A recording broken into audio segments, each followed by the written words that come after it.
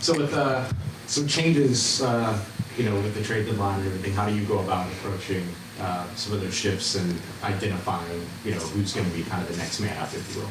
Sure. I think you already kind of had a depth chart. You kind of know who fit in where, who's spelling who in certain situations. So obviously, without Sheed and Trevor here now, the guys just have to step up and play more.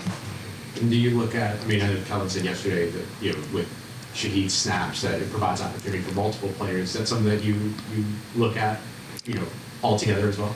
Sure. Every time we go into a game, we're game planning for certain guys and certain spots, certain situations. And now, when Sheed's not a part of that, you just have to redistribute that amongst other guys. How have you seen Devaughn Vele progress? And, he is one of those guys, just what makes him ready for the moment? Real intelligent guy, and that's one of the things I really liked about him, his size, his intelligence. We got him here, obviously, a little minor setback, some injury things, and, really excited about the opportunity. Now, obviously, he'll take on a much bigger role. Was having limited role,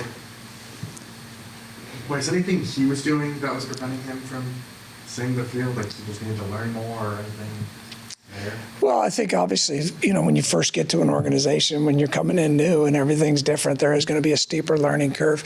And then there's also the flow of how things have already been going. You kind of go through training camp, you try and look at different guys in different situations, see who fits and does what well, and these type of things. And then, all of a sudden now you have a new piece. So it's trying to figure out how that piece fits. And, kind of same thing I talked about earlier with Taysom. You don't really know until you get him and you start doing things.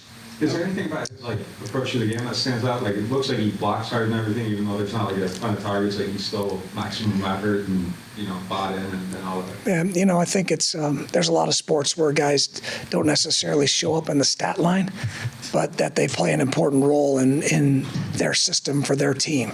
And I think he's one of those guys. Obviously hasn't had the big breakout game catch-wise, but you look at the things he's done when he's been in the football game, and it's been productive for us on offense.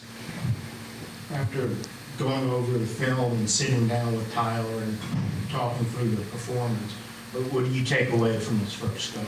Well, obviously, it was a game that got away from us a little bit, sooner than we had expected or anticipated. But there's a lot of good things in there, and there's a lot of things to improve on. But the one thing was it wasn't too big for him. That's a dang good defense he played against. You tip your hat to their pass rush. They got some real dudes up front. And, like I said, going into the game, I know Giff and his guys are going to come after the passer. And so a lot of positives. Obviously, his first time out there. And so, I think you're really excited to see him go get the second one this week. I think his touchdown throw, he said that was kind of the third read to Devaughn. When you look back at that, how did you feel like you handled that situation?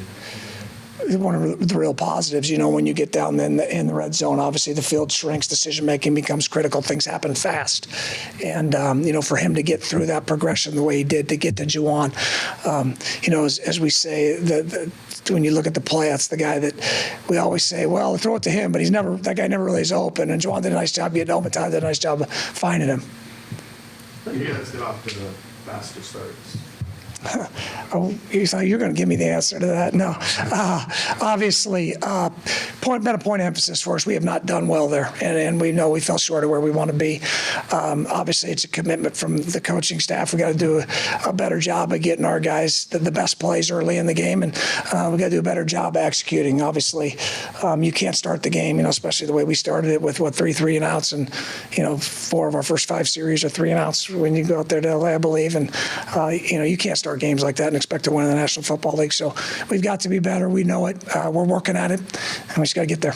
Is it surprising or disappointing? You spend all week formulating a game plan. You feel good about the script, presumably, and to see it not translate, what kind of goes through? Well,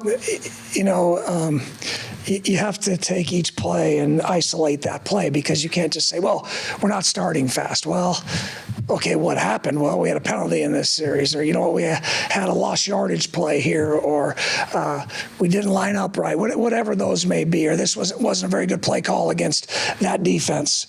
There's a number of different reasons. And so if we had the exact answer to that right now, we would do it. Just so, as I would say, it's a point of emphasis for us. We know we need to start faster. Our guys are aware of it. We talk about it every week, and we just got to keep working.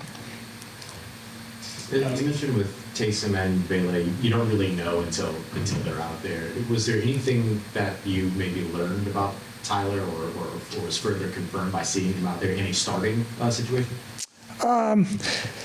Not really. I think it was what we expected. Like I said, very comfortable with where he was and how he had prepared himself for that moment.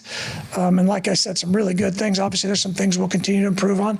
But like I said, positive performance by him. Just obviously Trevor being traded, does that kind of signal some confidence in Dylan kind of stepping in and taking over? We've had a lot of confidence in Dylan, and obviously he played earlier in the season and played well when he played. So I'm excited about him getting his opportunity. What are some of the challenges that you're looking at up ahead with the Carolina defense? They're stout up front. Obviously, Brown, he's a really, really good player. And they got Horn, and at the boundary corner, they're a great player. They do a good job. They always do a good job in disguising their scheme. They're drop from the sky team, so they do a good job. Hold and make it look like shell. They drop into single high, and their blitz package on third downs it's challenging. So there's a lot of things that we've got to prepare for. Ultimately, it's going to be about us, and we've talked about that. It's about us and our execution. With Penning being traded and Falagas or McCoy, so missing 3 starters on the offensive line. I'm just wondering when you make of that and what you've kind of seen of the offensive line to, despite the challenges, what do you make of that? Well, I'll say this. Obviously, throughout the season and where we're at, we're not satisfied with where we are from a win-loss standpoint. But, strong majority of the game, our guys have competed very, very hard and very well. The scoreboard hasn't gone our way, but it hasn't been for lack of effort. Now, there's been some times where we didn't, play with this type of play style that we want to be known for. But for the most part, our guys have played extremely hard. And I think that's the biggest thing. It's next man up. We're going to go play with our style of play and compete.